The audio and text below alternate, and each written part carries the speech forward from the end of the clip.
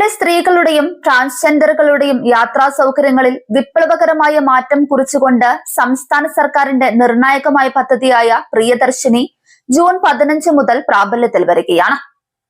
Indira guarantee പദ്ധതിയുടെ ഭാഗമായി നടപ്പിലാക്കുന്ന ഈ പദ്ധതിയെക്കുറിച്ച് യാത്രക്കാർക്കിടയിലുള്ള വലിയ രീതിയിലുള്ള ആശയക്കുഴപ്പങ്ങൾ ഒഴിവാക്കാൻ സൗജന്യ യാത്ര ലഭ്യമാകുന്ന ബസ്സുകളുടെ കൃത്യമായ സബ് ക്ലാസ് ലിസ്റ്റ് KSRTC അധികൃതർ ഔദ്യോഗികമായി പുറത്തുവിട്ടു.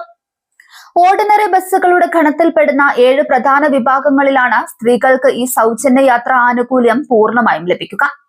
യാത്രക്കാർക്ക് എളുപ്പത്തിൽ തിരിച്ചറിയാനും ജീവനക്കാരുമായുള്ള തർക്കങ്ങൾ ഒഴിവാക്കുവാനുമായി ordinary, city ordinary, limited stop ordinary, town to town, fare stage limited stop, point to point limited stop, ഗ്രാമവണ്ടി എന്നീ സർവീസുകളിലാണ് സബ് ക്ലാസ് അടിസ്ഥാനത്തിൽ ഇളവ് പ്രഖ്യാപിച്ചിരിക്കുന്നത്. വരുമാനമോ പ്രായമോ യാതൊരു വിധത്തിലുള്ള മറ്റു പ്രത്യേക നിബന്ധനകളോ പരിഗണിക്കാതെയാണ് ആദ്യഘട്ടത്തിൽ ഈ ഓർഡിനറി ഗണത്തിലുള്ള ബസ്സുകളിൽ സ്ത്രീകൾക്ക് പൂർണ്ണ സൗജന്യ യാത്ര അനുവദിക്കുന്നത്. മറ്റ് സംസ്ഥാനങ്ങളിൽ നടപ്പാക്കിയ പദ്ധതികളിൽ നിന്നും വ്യത്യസ്തമായി തികച്ചും ലളിതവും നിബന്ധനകളില്ലാത്തതുമായ രീതിയിലാണ് കേരളത്തിൽ ഇത് വിഭാവനം ചെയ്തിരിക്കുന്നത്. യാത്ര ചെയ്യുന്നതിനായി യാതൊരുവിധ പ്രത്യേക കാർഡുകളോ സർട്ടിഫിക്കറ്റുകളോ മുൻകൂർ രജിസ്ട്രേഷനോ തിരിച്ചറിയൽ രേഖകളോ ആവശ്യപ്പെടില്ല എന്നതും ശ്രദ്ധേയമാണ്. പദ്ധതിയുടെ ദൈനംദിന ചെലവുകളും യാത്രക്കാരുടെ കൃത്യമായ കണക്കും തിട്ടപ്പെടുത്തുന്നതിനായി യാത്ര ചെയ്യുന്ന എല്ലാ സ്ത്രീകൾക്കും തുക ഈടാക്കാതെ സീറോ ടിക്കറ്റ് കണ്ടക്ടർമാർ വിതരണം ചെയ്യും.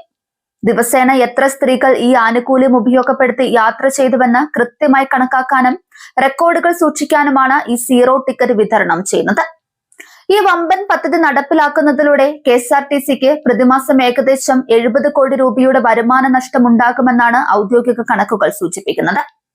എന്നാൽ ഈ സാമ്പത്തിക ബാധ്യത KSRTCയുടെ ചുമലിൽ കെട്ടിവെക്കില്ലെന്നും സർക്കാർ ഗ്രാന്റായി തുക നേരിട്ട് അനുവദിക്കുമെന്നും ഗതാഗത മന്ത്രി CP ജോൺ ഉറപ്പു നൽകിയിരിക്കുകയാണ്.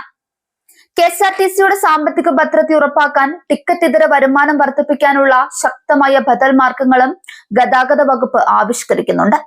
ഇതിന്റെ ഭാഗമായി ബസ്സുകളിൽ പരസ്യ വരുമാനം കൂട്ടുകയും കോർപ്പറേറ്റ് താല്പര്യമുള്ളവർക്കായി ബസ്സുകളുടെ സ്പോൺസർഷിപ്പ് സ്വീകരിക്കുകയും ചെയ്യും. ആർക്ക് വേണമെങ്കിലും KSRTCക്ക് ബസ്സുകൾ വാങ്ങി സ്പോൺസർ ചെയ്യാം. ഇതിനോടകം തന്നെ പലരും ബസ്സുകൾ സ്പോൺസർ ചെയ്യാൻ സന്നദ്ധത അറിയിച്ച് മുന്നോട്ട് വന്നിട്ടുണ്ട്.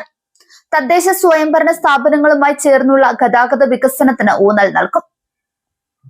നിലവിലുള്ള 58 ഗ്രാമവണ്ടികളുടെ എണ്ണം ചുരുങ്ങിയ കാലയളവിനുള്ളിൽ 500ആയി ഉയർത്താനാണ് ലക്ഷ്യമിടുന്നത്.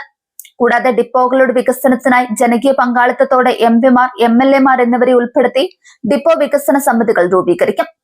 ഭാവിയിൽ ഗതാഗത സൗകര്യങ്ങൾ വർദ്ധിപ്പിക്കുന്നത് തദ്ദേശ സ്ഥാപനങ്ങളുടെ കൂടി ചുമതലയാക്കാനുള്ള ശുപാർശയും സർക്കാരിന്റെ പരിഗണനയിലുണ്ട്. നിലവിൽ ഈ പദ്ധതിക്ക് കീഴിൽ സർവീസ് നടത്തുന്നതിനായി KSRTC സജ്ജമാക്കിയിട്ടുള്ള ഓർഡിനറി ബസ്സുകളുടെ ജില്ല തിരിച്ചുള്ള ഔദ്യോഗിക കണക്കുകളും ലഭ്യമാണ്. ഇതനുസരിച്ച് ഏറ്റവും കൂടുതൽ ഓർഡിനറി സർവീസുകൾ ഉള്ളത് തിരുവനന്തപുരം ജില്ലയിലാണ്, 687 ബസ്സുകൾ.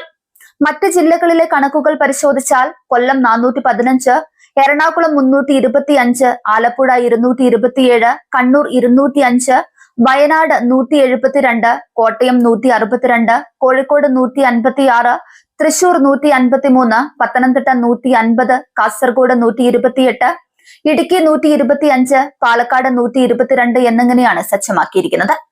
ഏറ്റവും കുറവ് ഓർഡിനറി ബസ്സുകൾ ഉള്ളത് മലപ്പുറം ജില്ലയിലാണ്, 98 ബസ്സുകൾ.